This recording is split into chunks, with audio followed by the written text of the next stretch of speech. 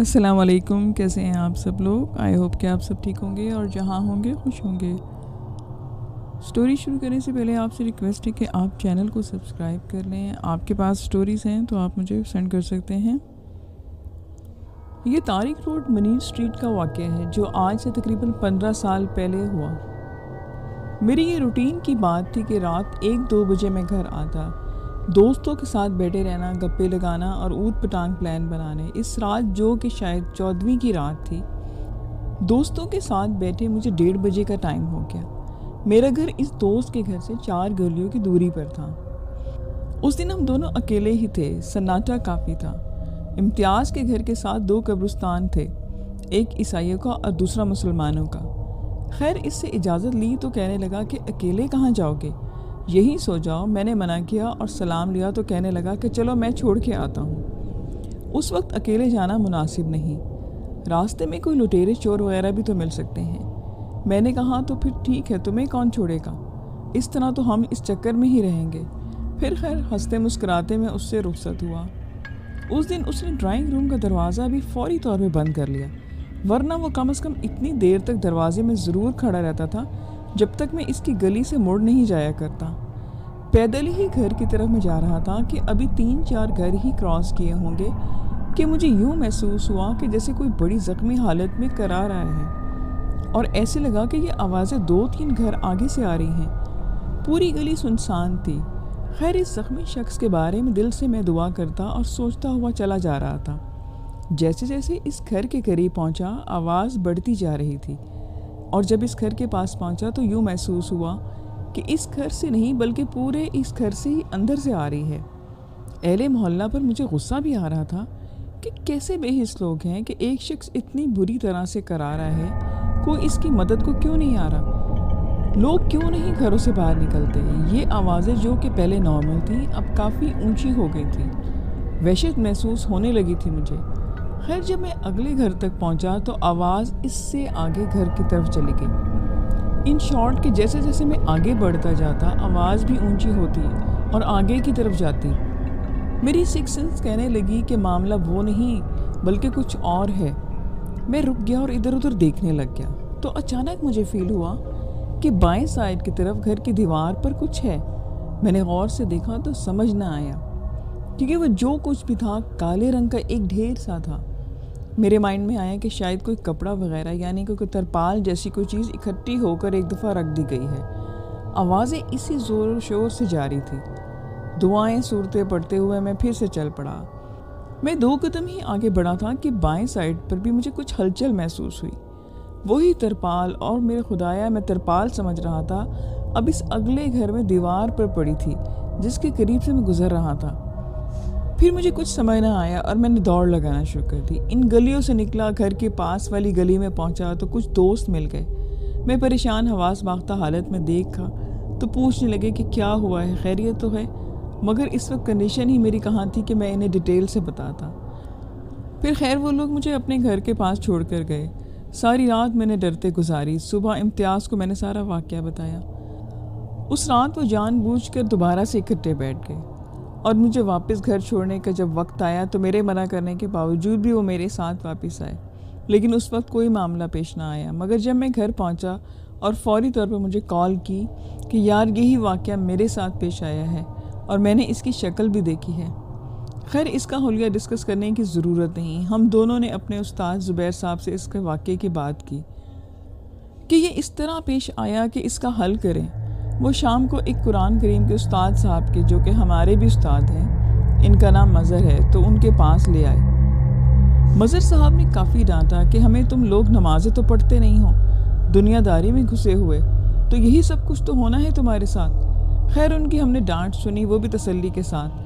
وہ ہمیں سمجھا کر چلے گئے، مگر تھوڑی دیر کے بعد واپس آ گئے، کیونکہ ان کے گھر کی چابیاں وہیں ڈرائنگ روم میں رہ گئی تھیں۔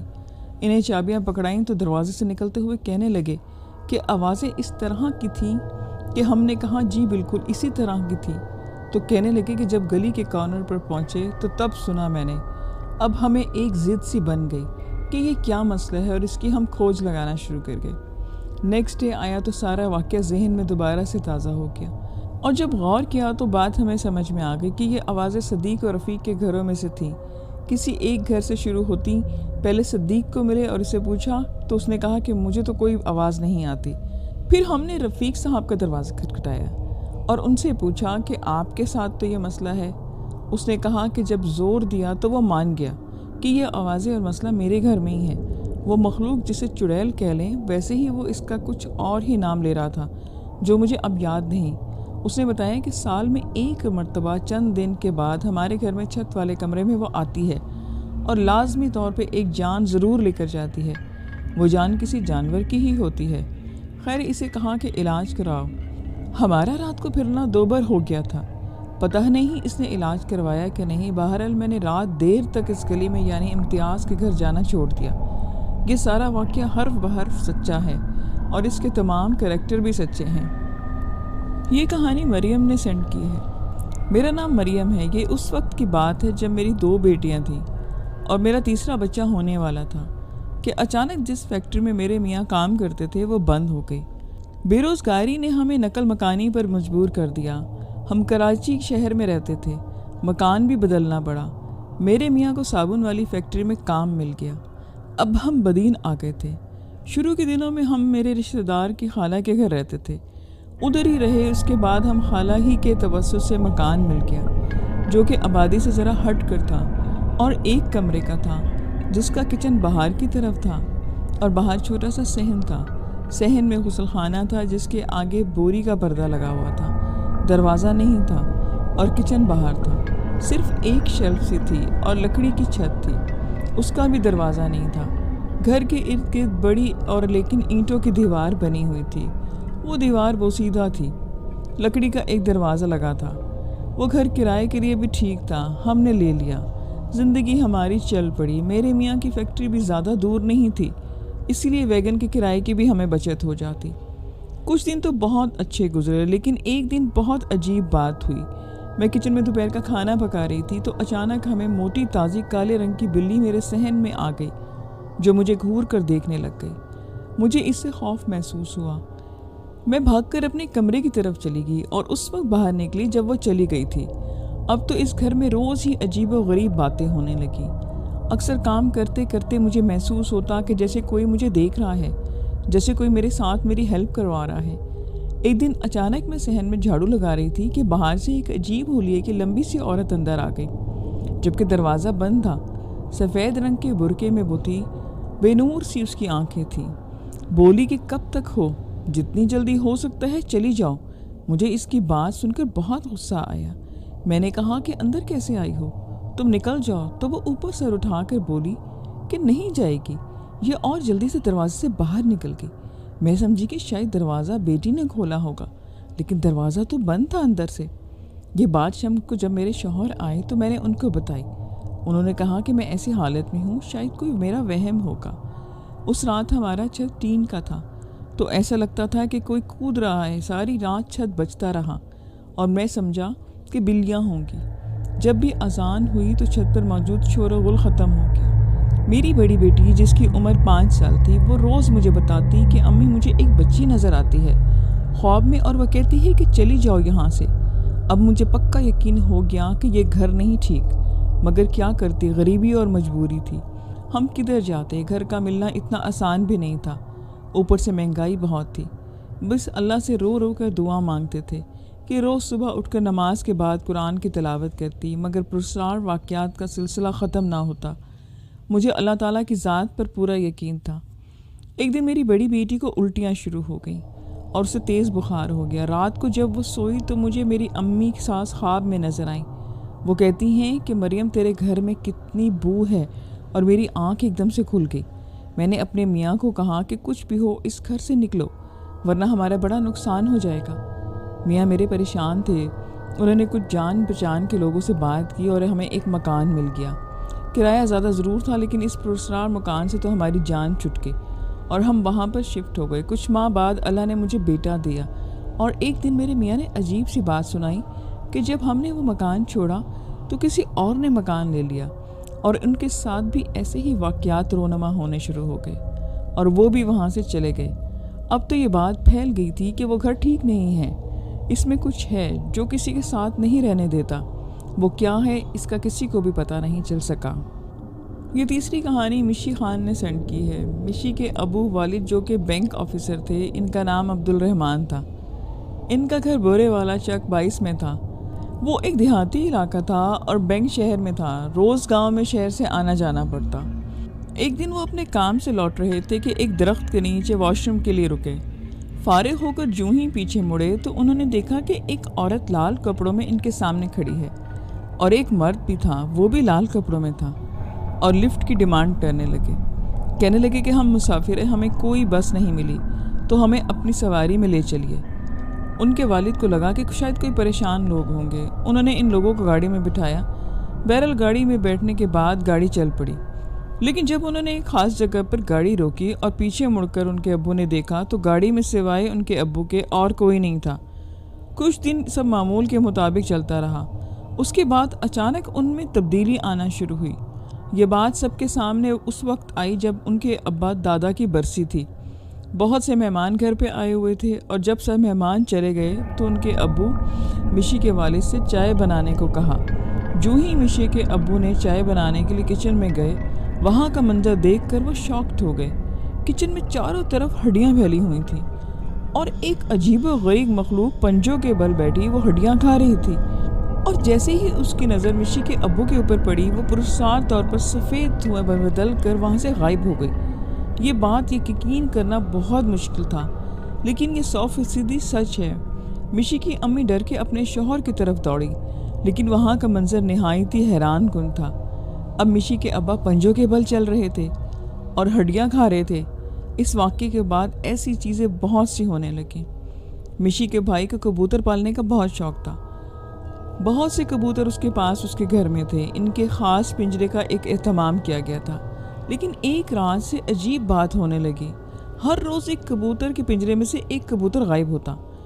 مشی کا بھائی اپنی بہن ماہرہ کو مارتا کہ یہ میرے کبوتر تم مار رہی ہو۔ وہ بہت روتی کہ یہ ان کے ساتھ روز کا معاملہ ہو گیا، لیکن ایک رات سب کچھ واضح ہو گیا۔ اس رات مشی کی امی نے دیکھا کہ ان کے شوہر پنجوں کے بل چلتے ہوئے کبوتر کے پنجرے تک گئے اور کبوتر نکال کر اس کی گردن سے کھانے لگے۔ اس خوفناک منظر کو دیکھ کر مشی کی امی کی ایک زوردار چیخ نکل گئی۔ چیخ کو سنتے ہی مشی کے ابا کے بے ہوش ہو گئے۔ وہ ان کے جسم سے نکل کر بھاگ گئی تھی۔ اصل میں وہ ایک جن زادی تھی جو ان کے جسم پر قبضہ کر چکی تھی۔ جس رات انہوں نے درخت کے نیچے وہ واش روم کیا تھا، یہ بات انہیں بری لگی تھی اور اس نے سزا کے طور پر مشی کے ابو پر قبضہ کر لیا۔ ایسے بہت سے واقعات ہوئے۔ ایک دفعہ اس نے مشی کے بڑے بھائی کو اغوا کر لیا۔ لاکھ پوچھنے پر بھی وہ بتانے سے قاصر تھی۔ مشی کی امی نے بہت بنا سماجت کی، وہ نہیں مانی۔ مشی کے بھائی کو پورے گاؤں میں ڈھونڈا کیا، لیکن وہ کہیں نہ ملا۔ ہر جگہ تلاش کرنے پر بھی وہ نہیں مل سکا۔ اس کے گھر والوں نے ہر سمت ڈھونڈا جہاں تک وہ ڈھونڈ سکتے تھے۔ ادھر مشی کی امی کا رو رو کے بہت برا حال تھا۔ انہوں نے اس کو بہت واسطے دیے کہ میرے بچے کی جان بخش دے، لیکن وہ یہی کہتی کہ میں تم لوگوں کو برباد کر دوں گی، اس بچے کو لے کر جاؤں گی۔ مشی کے ابو نے کہا کہ مجھے چاہے کچھ بھی کر لو، ان لوگوں کو چھوڑ دو۔ تب جا کر اس نے مشی کے بھائی کا پتہ بتایا۔ اس نے اس بچے کو ایک ایسے گھر میں رکھا تھا جو سالوں سے بند تھا اور اس کے مالک کا کوئی اتا پتہ نہیں تھا۔ سب گھر والے جب وہاں پہنچے تو وہ ایک بہت ہی پوسیدہ اور زنگ لگا دروازہ تھا اور وہاں پر تالا ڈلا ہوا تھا۔ بہت مشکل سے اسے توڑ کر اندر گئے۔ اندر مشی کا بھائی بلک بلک کر رو رہا تھا، جو اپنی ماں سے شام تک رات تک بچھڑا ہوا تھا۔ تو اس نے کہا کہ میں سو رہا تھا اور جب میری آنکھ کھلی تو وہ اس گھر میں تھا۔ اس طرح کے پراسرار حادثات کا دور شروع ہوا۔ اس دن مشی کے گھر والے سب مل کر ٹیلی ویژن دیکھ رہے تھے۔ سب بڑے اطمینان میں بیٹھے تھے کہ اچانک مشی کے ابو پر عجیب سی ایک کیفیت طاری ہو گئی جیسے دورہ پڑتا ہے۔ ایسا لگ رہا تھا کہ جیسے وہ ڈانس کر رہے ہیں۔ سب لوگ حیران رہ گئے۔ وہ جن زادی ان کے جسم میں ظاہر ہو چکی تھی اور وہ ناچ رہی تھی، اور ناچتے ناچتے مشی کی امی سے کہنے لگی کہ تو مجھے بالکل پسند نہیں ہے اور میں اس کو یہاں سے لے کر جاؤں گی۔ اس طرح کے واقعات اکثر و بیشتر ہونے لگے۔ ایک دفعہ ماہرہ باجی ان کے کمرے میں گئی۔ وہاں کا منظر دیکھ کر ان کے حواس ساکت ہو گئے۔ 3 جنزادی عبدالرحمان صاحب کو گھیرے ہوئے تھیں اور ان سے نہ جانے کیا کیا کہہ رہی تھی۔ پھر ایک رات آئی، مشی کے والد کو کسی کی شادی میں جانے کے لیے کہنے لگی۔ انہوں نے منع کیا تو غصہ ہو گئی، مارنے لگی، دانتوں سے کاٹنے لگی، بہت مارا اس نے۔ ماہرہ باجی بتاتی ہیں کہ جب وہ انہیں مارتی تو سب گھر میں مارے خوف کے پڑوسیوں کے گھر بھاگ جاتے. یہ آوازیں سن کر پڑوس بھی ڈر جاتے. اتنی دردناک چیخیں ہوتی تھیں کہ وہ کہتی کہ میرے ساتھ میری دنیا میں چلو. کیونکہ وہ جن زادیاں تھیں اسی وجہ سے اتنی قیامت برپا کیے ہوئے تھیں. اتنی تکلیف انہیں دیتی کہ مشی کی امی اس سے بہت منتیں کرتی. وہ چھوٹے بچوں کی طرح انہیں دہائیاں دیتی. انہی ساری تکلیفوں کو ہوتے ہوتے آخر ایک دن اس کے ابو کی جان نکل گئی. انہوں نے اس کی جان لے کر ہی چھوڑی. یہ سٹوری سید خان نے اسلام آباد سے سینڈ کی ہے. وہ کہتے ہیں کہ جب میں 5 سال کا تھا تو میں گھر کے قریب گراؤنڈ میں کھیلا کرتا تھا. وہ گراؤنڈ بالکل ویران تھا اور کافی عرصے سے تو میرے دوستوں نے اور میں نے مل کر اس گراؤنڈ کو صحیح کیا اور ہم وہاں کرکٹ کھیلا کرتے. تو ایک دن میں کھیل کے گھر آیا تو ٹھیک مغرب کے وقت مجھے ڈر لگنا شروع ہو گیا. حالانکہ میں کبھی نہیں ڈرا تھا.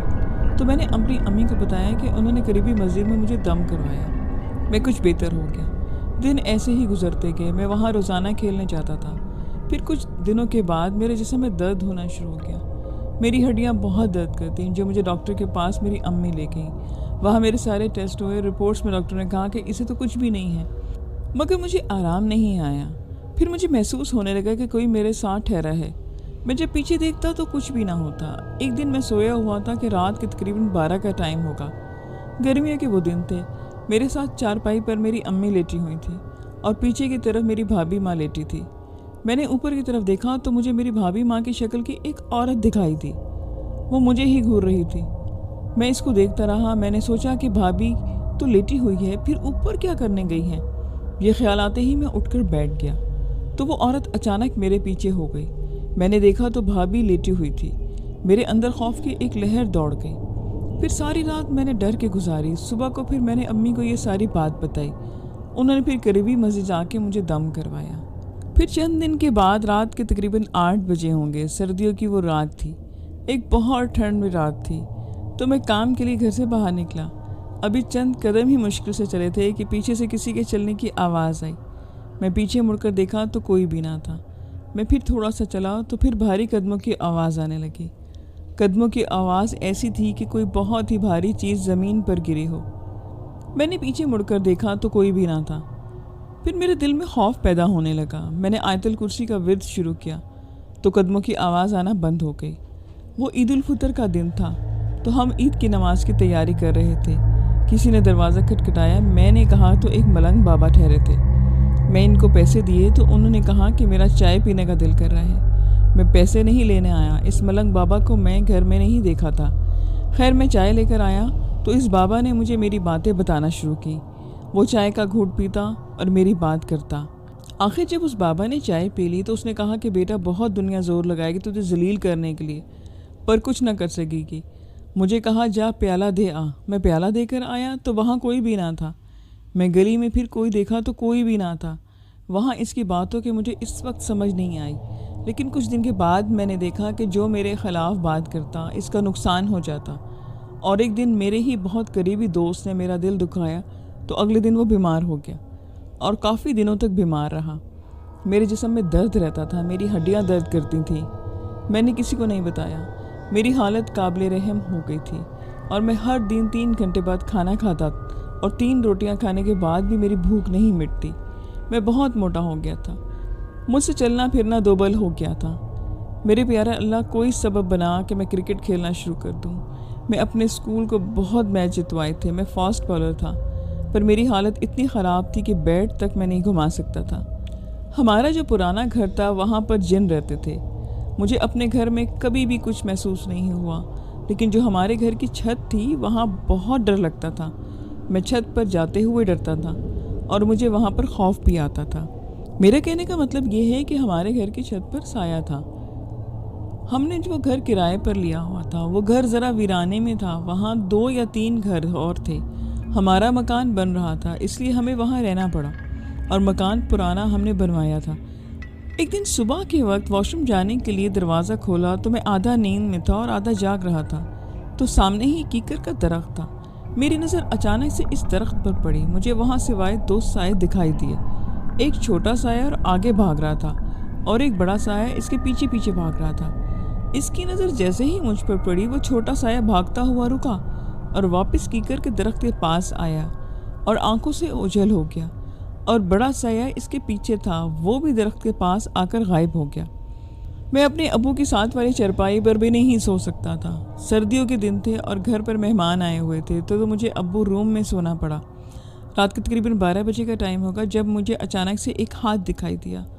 اس ہاتھ کے اوپر کھال نہیں تھی، تو میری اچانک سے ایک دم سے آنکھ کھل گئی اور میں خوف کی وجہ سے ساری رات سو نہ سکا۔